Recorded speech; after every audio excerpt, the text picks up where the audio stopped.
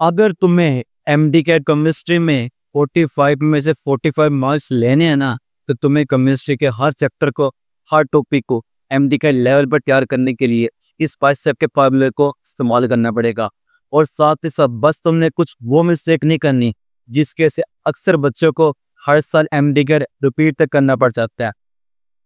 तो कैसे हो तुम सब लोग, मैं हूं आपका अपना सर अब्दुल्ला। इस वीडियो में मुझे पता है अक्सर बच्चे होंगे यहाँ पर fresher MD CAT first time देंगे, और अक्सर बच्चे यहाँ पर रिपीटर भी होंगे, एमडी कैट सेकंड टाइम दे रहे हैं, और इस टाइम वो अपनी उन गलतियों पर काम कराते हैं, उन पर मेहनत कराते हैं जो उन्होंने लास्ट ईयर की थी, उनका स्पेशल नहीं हो सकता। लेकिन मैं पहले बता दूं, ये वीडियो एक कंप्लीट रोड मैप होगा। हर वो चीज़ जो केमिस्ट्री में आपको फुल नंबर नहीं चाहिए होगी, इसी वीडियो बता दूंगा। चाहे वो आपके लिए फर्स्ट का फार्मूला हो या फिर वो मिस्टेक क्यों ना हो, उनका सोल्यूशन क्यों ना हो, सब कुछ इसी वीडियो में मिल रहा होगा। सबसे पहले जो एमडी कैट केमिस्ट्री है ना, उसके 3 पार्ट्स हैं। नंबर 1 पे क्या होगा, फिजिकल केमिस्ट्री, क्लास 11 के भाई वहाँ से आते हैं। नंबर 2 पे क्या होगा, इनऑर्गेनिक केमिस्ट्री, क्लास 12 की चैप्टर नंबर 1 से लेकर 6 तक इनऑर्गेनिक होता है। और नंबर 3 पोर्शन क्या होगा, ऑर्गेनिक केमिस्ट्री का, चैप्टर नंबर 7 से लेकर ऑनवर्ड कौन सा ऑर्गेनिक केमिस्ट्री है। ये केमिस्ट्री का सिलेबस है। यहाँ पर किसी चैप्टर को और किसी टॉपिक को तैयार करने के लिए ना इसी फॉर्मूले को फॉलो करना पड़ेगा, यही सीक्वेंस फॉलो करनी पड़ेगी। हर साल बच्चे फॉलो करते हैं और ये एक आइडियल सीक्वेंस है, ये रूल है। यहाँ पर ये नहीं है कि बंदा ये कह दे मैंने फॉलो किया था, मैंने 4 नंबर लिए थे, तुम भी फॉलो करो, ऐसे नहीं चलता होता। हम सिर्फ उससे जो टॉपर होता है ना, एक ऐसे थी इंस्पिरेशन कि उसने अच्छे नंबर लिए, हम भी लेके दिखाएंगे। कभी भी उसके नक्शे चल नहीं होता, हमने हमेशा रूल फॉलो करने होते हैं, और यही अक्लमंदी होती है। अब ये रूल क्या है, ये एक आइडियल रूल होंगे, हर बच्चे का एप्लीकेबल होंगे फुल नंबर लेने के लिए। करना क्या है, स्टेप नंबर 1 लेक्चर।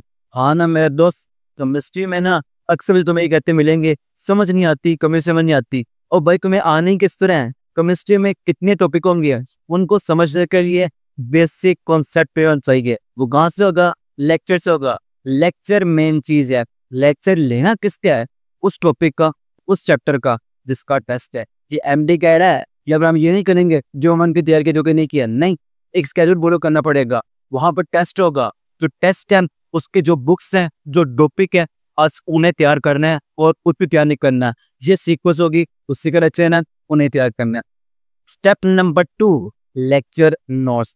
जी, आपको एमडी कैट में नोट्स बनाने पड़ेंगे। याद है ना, इस साल नेशनल एमडी कैट है। यहाँ पर कोई बच्चा ऐसा करना बहुत मुश्किल हो जाएगा कि पूरे पाकिस्तान की केमिस्ट्री के लिए नोट्स बुक उठाए उन्हें पढ़े, नहीं कर सकते ना। आपने तो करना क्या है, अगर तुम किसी टीचर सीनियर का लेक्चर ले रहे हो ना, वो हर वो पॉइंट जो दूसरे प्रोड्यूस होंगे, एमसीक्यूज बन रहे होंगे, आपको लेक्चर कमेंट करवा देगा। इसलिए लेक्चर आपने लाजमी लेना है, और लेक्चर आप लाजमी लेना, उसके नोट्स आपने मस्ट बनाने हैं। मेन पॉइंट वही आपके होंगे। और साथ ही साथ अगर बनाने हैं ना एमडी कैट के नोट्स या कोई भी इंटी एग्जाम, यहाँ पर 2 रूल को फॉलो करने पड़ेगा। ये होते हैं इंटी एग्जाम के नोट्स बनाने के रूल। नंबर 1 पे क्या होगा, स्प्लिट पेज मेथड। स्प्लिट ही करना, तकसीम कर देना। एक पेज लेना, उसको ना वर्टिकल लाइन लगा कर ना 3-4 और तकसीम कर देना है, और फिर उसी पेज पर एक चैप्टर मुकम्मल को जो तैयार कर टेस्ट दे प्रैक्टिस कर लिया, उसके मेन कॉन्सेप्ट को जो कि आप तैयार थे, एमसीक्यूज आ रहे थे, उठाकर पूर्ण अक्षर को एक पेज पे लिख देना। इससे कहते हैं फास्ट रिवीजन नोट्स, या अपने मस्त बनाने हैं अपने नोट्स में। और नंबर 2 पर जो है तैयार करना है, उसके नोट्स बनाने हैं, उसके एंड पर ना एक पेज खाली छोड़ देना है। ये सबसे मेन चीज है। करना क्या है, ये मेरे पे छोड़ दो, उसको आपने करना क्या है। लेकिन ये बात याद रखना, यही 2 पेज होंगे।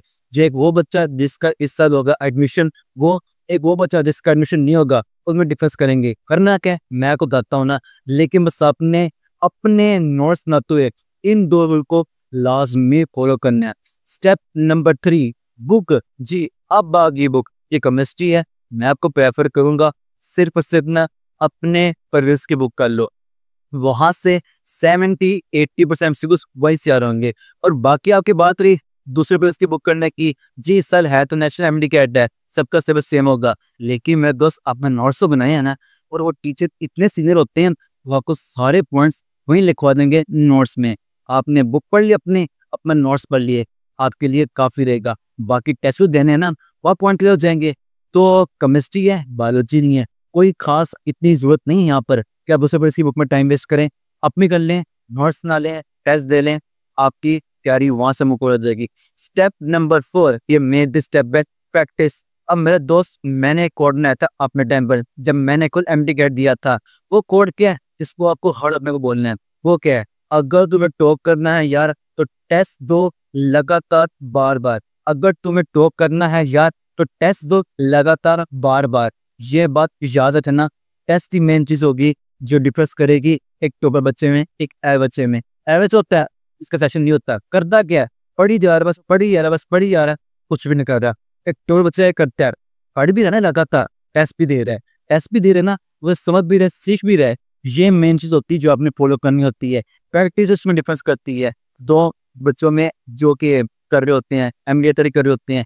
और साथ ही साथ ना मैं आपको प्रेफर करूंगा आप टेस्ट वो दें जहां पर उन्होंने एमसीक्यूज को उसी सीक्वेंस में दिया हो जो बीएमएस ने दिया सिलेबस। वहां पर उन्होंने लिखा हुआ है केमिस्ट्री में 15% एमसीक्यूज इजी होंगे, बाकी 70% एमसीक्यूज मीडियम होंगे, मॉडरेट होंगे, बाकी दोबारा से 50 एमसीक्यू डिफिकल्ट होंगे।